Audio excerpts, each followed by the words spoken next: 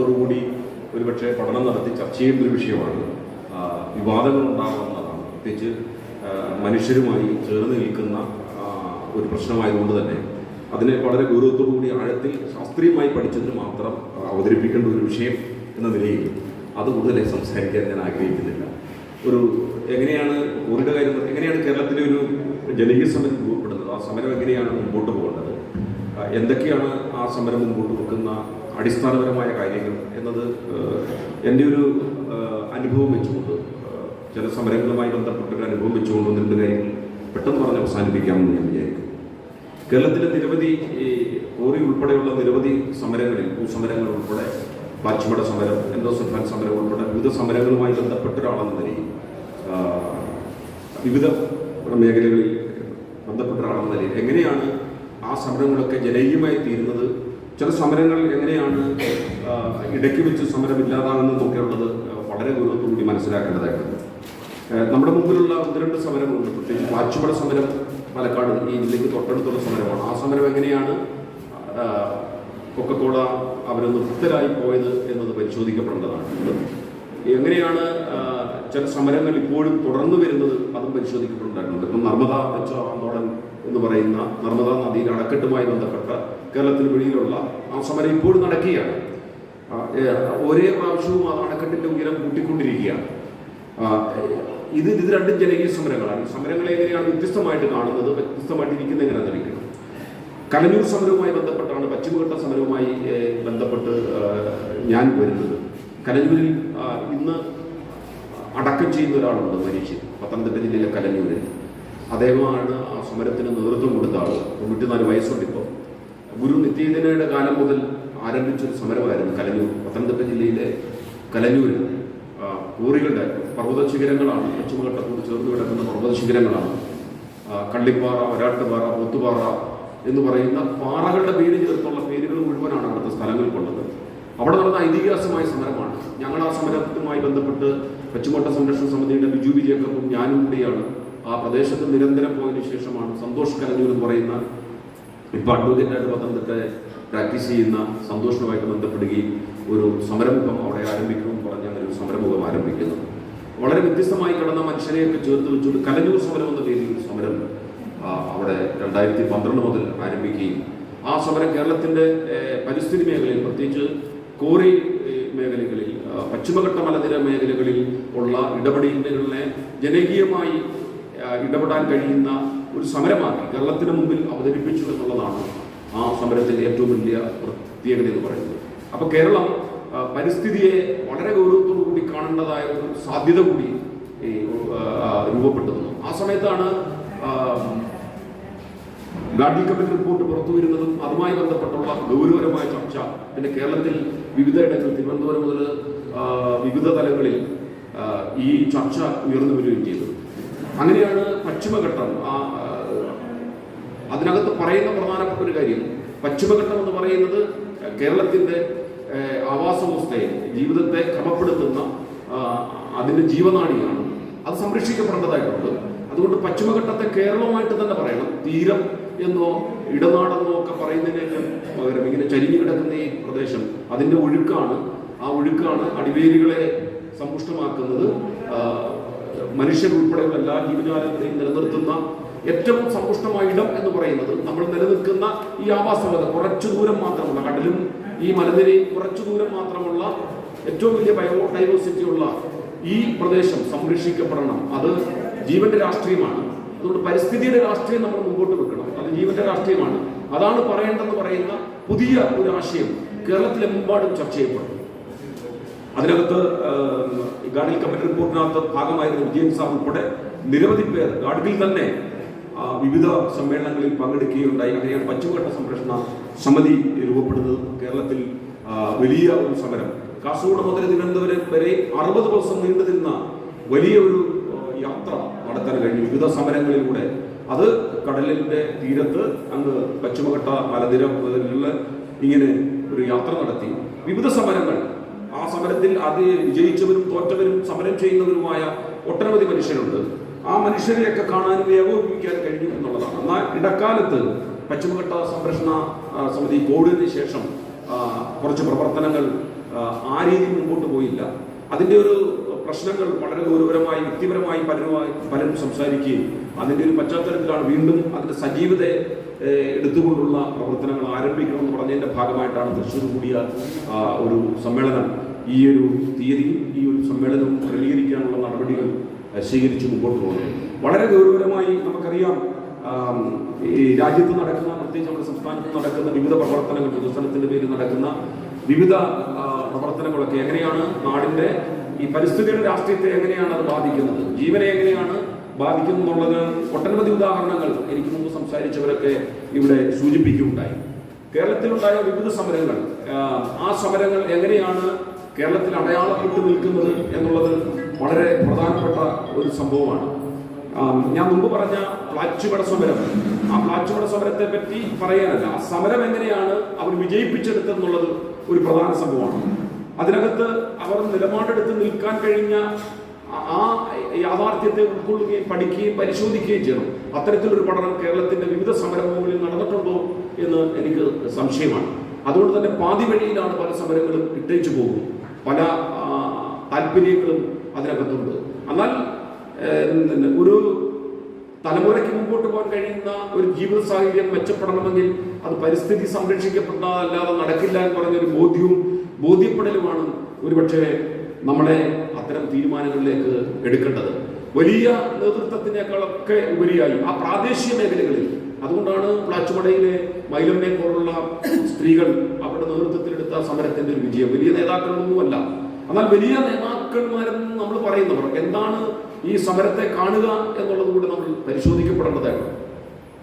ആ അർത്ഥത്തിൽ ഈ കോറി സമരങ്ങളെ മുഴുവൻ പരിശോധിക്കും. കലഞ്ഞൂർ സമരം ഒരു പ്രത്യേക ഘട്ടത്തിൽ കേരളത്തിന് മുമ്പിൽ ഒരു മാതൃകയായ ഒരു കോറി സമരം, ഭരണ സ്ഥിരാകേന്ദ്രങ്ങളെ സ്തംഭിപ്പിക്കുന്ന രീതിയിൽ നടത്തിയ ആ സമരം അവസാനം എങ്ങുമെത്താതെ പോയ ഒരു സാഹചര്യം നമ്മുടെ മുന്നിലുണ്ട്. വളരെ ദയനീയമാണ്. അതിന്റെ പ്രാദേശിക ഇഷ്യൂ ആണ്.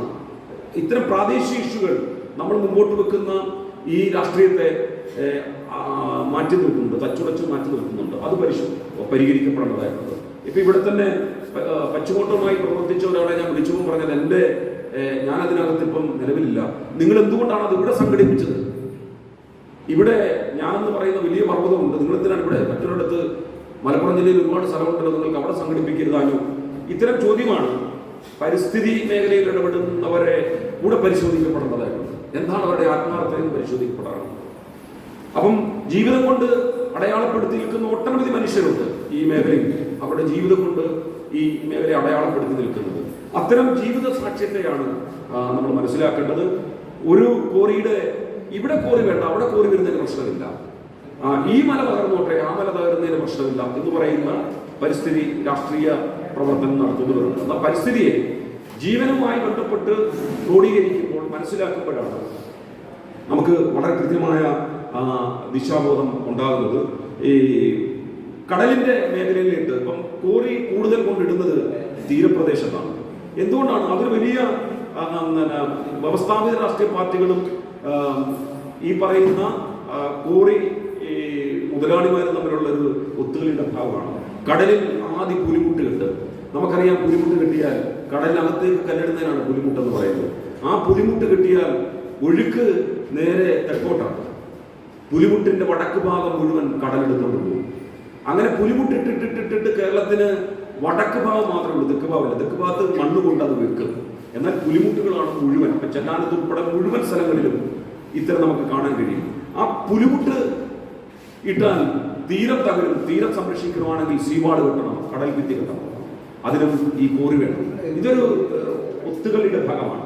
ഇതാണ് നമ്മൾ മനസ്സിലാക്കേണ്ടത്.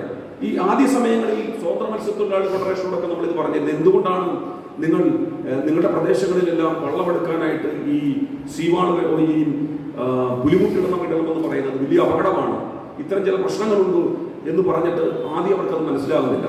വിഴിഞ്ഞം തുറമുഖ പദ്ധതിയുമായി ബന്ധപ്പെട്ട് പശ്ചിമഘട്ട സംരക്ഷണ സമിതി, ഞാൻ മുമ്പ് പറഞ്ഞ കാസർഗോഡ് മുതൽ വിഴിഞ്ഞം വരെയുള്ള യാത്രയിൽ ആകമാനം ആ പ്രദേശത്ത് മുഴുവൻ പറയാൻ ശ്രമിച്ച ഒരു പ്രധാന സംഭവം വിഴിഞ്ഞം 25 കിലോമീറ്ററോളം ദൂരത്തിൽ ഈ തീരം കവർന്നെടുക്കും. ശാസ്ത്രീയമായി പഠിച്ചിട്ടാണ് പറയുന്നത്. അവിടെ തന്നെയുള്ള AJ വിജയൻ എന്ന് പറയുന്ന അദ്ദേഹം കടലുമായി ബന്ധപ്പെട്ടുള്ള പഠിച്ച് ആ രേഖ വരെ മുമ്പോട്ട് വെച്ചാണ്. പക്ഷേ അവിടുത്തെ വ്യവസ്ഥാപിതമായ ചില മതങ്ങളും അവിടുത്തെ സഭയോട് ചേർന്ന് നിൽക്കുന്ന മത്സ്യമേഖലയിലെ പ്രവർത്തകരും രാഷ്ട്രീയക്കാരൊക്കെ കൂടി അതിനെ അട്ടിമറിക്കുകയാണ് ചെയ്തത്. നമ്മളെ ആ കടപ്പുറത്തോട്ട് ആദ്യ സമയങ്ങളിൽ കയറ്റാൻ പോലും അവർ സമ്മതിച്ചില്ല. വലിയ പരിസ്ഥിതി പ്രവർത്തകരെന്ന് കേരളം മുഴുവൻ പേര് കേട്ടവർ പോലും ആ മേഖലയിൽ വിഴിഞ്ഞൊന്നൊരു വാക്ക് പോലും പറയരുതെന്ന് പറഞ്ഞു എന്ന് നമ്മുടെ മുമ്പിൽ വെച്ചത് പറയുമ്പോൾ എന്താണ് പരിസ്ഥിതിയുടെ രാഷ്ട്രീയത്തെ പറ്റി ഇവർ പറയുന്നത് കൂടെ നമ്മൾ മനസ്സിലാക്കണം. ഇപ്പോൾ അവിടെ വലിയ സമരം നടക്കുന്നു. ആ തീരങ്ങൾ മുഴുവൻ പോയിരിക്കുന്നു. കിലോമീറ്ററോളം തീരം മാത്രമല്ല, അതിനുള്ളിലേക്ക് കൂടെ കയറി പോയിരിക്കുന്നു. അതിഭീകരമായ അവസ്ഥ വരുന്നു. ഇത് മുൻകൂട്ടി പറഞ്ഞിട്ടും ഒരു പ്രവാചക ദൗത്യം പോലെ ഇത് മുൻകൂട്ടി പറഞ്ഞിട്ട് പോലും അതിനെ മനസ്സിലാക്കാനും ഉൾക്കൊള്ളാനും കഴിയാത്ത പരിസ്ഥിതി മേഖലയിലെ പ്രവർത്തനമാണ് അപകടകരമായ ഒരു കാര്യം എന്ന് പറയുന്നത്. വന്നിട്ട് പറയുന്നതിനേക്കാൾ നല്ലത് വരുന്നതിന് മുമ്പ് ചില അപകടത്തെ പറ്റി സൂചിപ്പിക്കുന്നത്. എന്തുകൊണ്ടാണ് പരിസ്ഥിതി മേഖല ഇത്ര ദൗർബല്യമാകുന്നത്, ഇത്ര ദുർബലമാകുന്നത്? ആർക്കു വേണ്ടിയാണ് നിൽക്കുന്നത്? ഒരു കോറി സമരത്തെ ഇല്ലാതാക്കാൻ ആ സമരത്തിലുള്ള ഒരാളെ മാറ്റിക്കൊണ്ട് കോറിക്കെതിരെ തന്നെ ഒരു സമരം നടത്തിയാൽ മതി.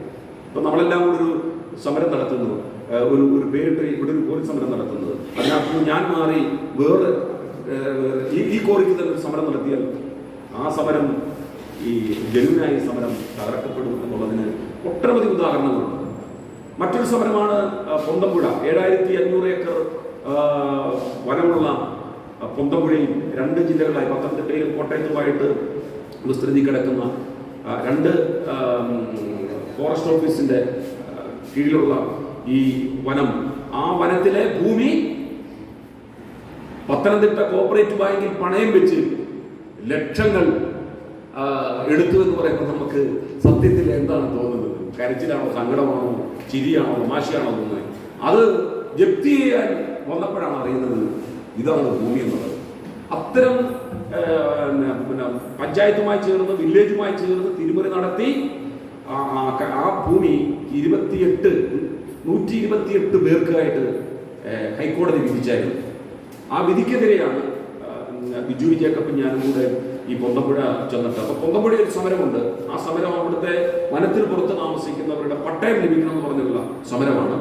ആ സമരത്തെയാണ് നമ്മൾ പട്ടയ സമരം എന്നുള്ള സമരത്തെയാണ് പൊന്തമ്പുഴ വനസമരമായിട്ട് കേരളത്തെ മുഴുവൻ പൊന്തമ്പുഴയിലേക്ക് വരുത്തി കേരളത്തിന്റെ വനഭൂമി സംരക്ഷിക്കപ്പെടണം, അത് അവിടുത്തെ ആവാസ വ്യവസ്ഥയെ ലൈംഗികതയെ നിലനിർത്തുന്ന വനമാണ്, അത് നിലനിർത്തണമെന്ന് പറയുന്ന സമരം ഉണ്ടാകുകയും സർക്കാരിനെ കൊണ്ട് വീണ്ടും സുപ്രീം കോടതിയിൽ കേസ് കൊടുപ്പിക്കാൻ, കക്ഷി നമ്മൾ കക്ഷി ചേരാനൊക്കെ ആയിട്ട് ഇപ്പോൾ അത് ആ രീതിയിൽ പോകുന്നത്. വനം അളക്കണമെന്ന് പറഞ്ഞു. മേജർ വനഭൂമി, ആ മേജർ വനഭൂമി റവന്യൂ ഭൂമിയാണെന്നും മൈനർ വനഭൂമി, മൈനറായിട്ട് കിടക്കുന്ന ജണ്ടയ്ക്ക് പുറത്തുള്ളത് വനഭൂമിയാണെന്ന് തെറ്റായ വിവരം കൊടുത്തുകൊണ്ടാണ് ഈ 7500 ഏക്കർ ഭൂമി സ്വകാര്യ വ്യക്തികൾക്ക് പതിച്ചു കൊടുക്കാനുള്ള നിലപാടുകൾ സ്വീകരിച്ചത്. അതിനകത്ത് ഇപ്പോൾ ആദ്യ DFO ആയിരുന്ന ബെന്നിച്ചൻ തോമസ്, ഇപ്പം വനംവകുപ്പിന്റെ ഏറ്റവും ഉന്നത അധികാരിയായിട്ട് വന്നിരിക്കുന്ന ബെന്നിച്ചൻ തോമസിന്റെ അതിനകത്ത് എല്ലാ രാഷ്ട്രീയ നേതൃത്വങ്ങളും അതിന്റെ ഭാഗമായി അത് ഇല്ലാതാക്കുന്നതിന് ശ്രമിച്ചിട്ടുണ്ട്. അവിടെയാണ് പശ്ചിമഘട്ട സംരക്ഷണ സമിതി വനം തിരിച്ചു പിടിക്കാനുള്ള സമരം അവിടുത്തെ ജനങ്ങളുമായി ചേർന്ന് നിന്നുകൊണ്ട് ചെന്ന് നിന്നിട്ടും പഞ്ചായത്ത് ഇലക്ഷന് വലിയ പ്രശ്നങ്ങൾ സൃഷ്ടിക്കാനും അവിടെ വിള്ളലുണ്ടാക്കാനുമുള്ള ശ്രമം നടത്തി. ഇത് രാജ്യത്ത് നമ്മുടെ സംസ്ഥാനത്തെമ്പാടും നടക്കുന്നുണ്ട്. ജനുവിനായ ഇത്തരം സമരങ്ങളെ ഇല്ലാതാക്കാൻ ശ്രമിക്കുന്ന ഇടപെടലുകൾ നടത്തുന്നുണ്ട്. ഒരു കാര്യം കൂടെ, ഒരു സമരത്തിന് ഒരു ഉദാഹരണം പറഞ്ഞിട്ട് ഇവിടെയുള്ള പൗരൻ സാർ വന്നിട്ടുണ്ട്, രാജേഷ് ഉപ്പാട്ട് സാർ വന്നിട്ടുണ്ട്. തിരുവല്ലയ്ക്കടുത്ത് കുമ്പനാട് വിറ്റമിൻ ടാർമിക്സ് യൂണിറ്റ് എന്നൊരു ജനവാസ കേന്ദ്രത്ത് ടാറ് ഉണ്ടാക്കുന്ന നിർമ്മാണ കമ്പനി ഉണ്ടായിരുന്നു. അവിടുത്തെ വിഷവാതം ശ്വസിച്ച് സ്കൂൾ കുട്ടികൾ മയങ്ങി വീഴുന്നതും അതിഭീകരമായ അവസ്ഥയിൽ ആശുപത്രി പോയൊക്കെ ഉണ്ട്.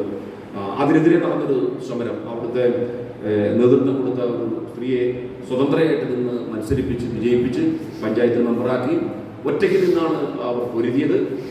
ഭരണ സംവിധാനവുമായി ബന്ധപ്പെട്ട് അവരൊരു മുന്നണിയുമായിട്ട് കൂട്ടുകൂടി.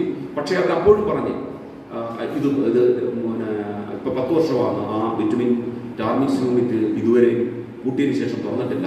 അങ്ങനെ നിശ്ചയദാർഢ്യത്തോടുകൂടി ഇടപെടുന്ന സമരങ്ങളുണ്ട്. സമരത്തെ ഇല്ലാതാക്കുന്ന, സമരത്തിൽ തന്നെ ഉറ്റുകൊടുക്കുന്ന പരിസ്ഥിതി പ്രവർത്തകർ എന്ന് പറയുന്ന മനുഷ്യരുണ്ട്. ഇത് വളരെ കൃത്യമായി നമ്മൾ മനസ്സിലാക്കേണ്ടതായിട്ടുണ്ട്. കേരളത്തിലെമ്പാടും എവിടെയും ഈ സമരത്തെ ജനകീയ മുഖമാക്കി മാറ്റി തീർക്കേണ്ടതായിട്ടുണ്ട്. നമ്മൾ മുമ്പോട്ട് വെക്കുന്ന കക്ഷി രാഷ്ട്രീയങ്ങൾക്കപ്പുറത്തായിട്ട് ഒരുപക്ഷെ ഇടത് വലത് രാഷ്ട്രീയത്തിനപ്പുറത്തേക്ക് പരിസ്ഥിതിയെ നിലനിർത്തുന്ന, ജീവനെ നിലനിർത്തുന്ന, മനുഷ്യനും മൃഗങ്ങളും പ്രപഞ്ചവുമായി ഒന്നിച്ച് ജീവിക്കുന്ന, ഒന്നില്ലെങ്കിൽ ഒന്നില്ല എന്ന് പറയുന്ന അവസ്ഥയിൽ അതിൻ്റെ ഒരു തുലനത്തെ, ഇക്വാലിറ്റിയെ മുമ്പിൽ കണ്ടുകൊണ്ട് ജീവിക്കുന്ന ജീവന്റെ രാഷ്ട്രീയത്തിൽ മുന്നോട്ട് വരുത്തുന്ന സമരങ്ങൾ ഉണ്ടാകണം. വളരെ ഗൗരവത്തോടുകൂടി നമ്മൾ ഇടപെടേണ്ട വർത്തമാന കാലഘട്ടത്തെ നിരവധി പ്രശ്നങ്ങൾ നമ്മുടെ മുമ്പിലുണ്ട്. ആ പ്രശ്നങ്ങളെ അഡ്രസ് ചെയ്യണം. പശ്ചിമഘട്ട ഏകോപന സമിതി എപ്പോഴും കേരളത്തിലെവിടെയും ഈ സമരത്തിൻ്റെ ഭാഗമായിട്ടുണ്ട്. വളരെ സജീവമായി കാസർഗോഡ് മുതൽ തിരുവനന്തപുരമുള്ള മേഖലകളിൽ ഇതിൻ്റെ പ്രവർത്തനമുണ്ട്. നമ്മളെല്ലാം അതിൻ്റെ ഭാഗമാണ്.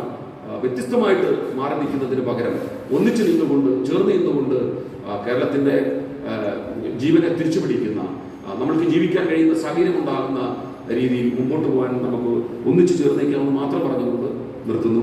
നന്ദി, നമസ്കാരം. അടുത്തത് നമ്മൾ രണ്ടുപേരെ ആദരിക്കുകയാണ്. ഇവിടെ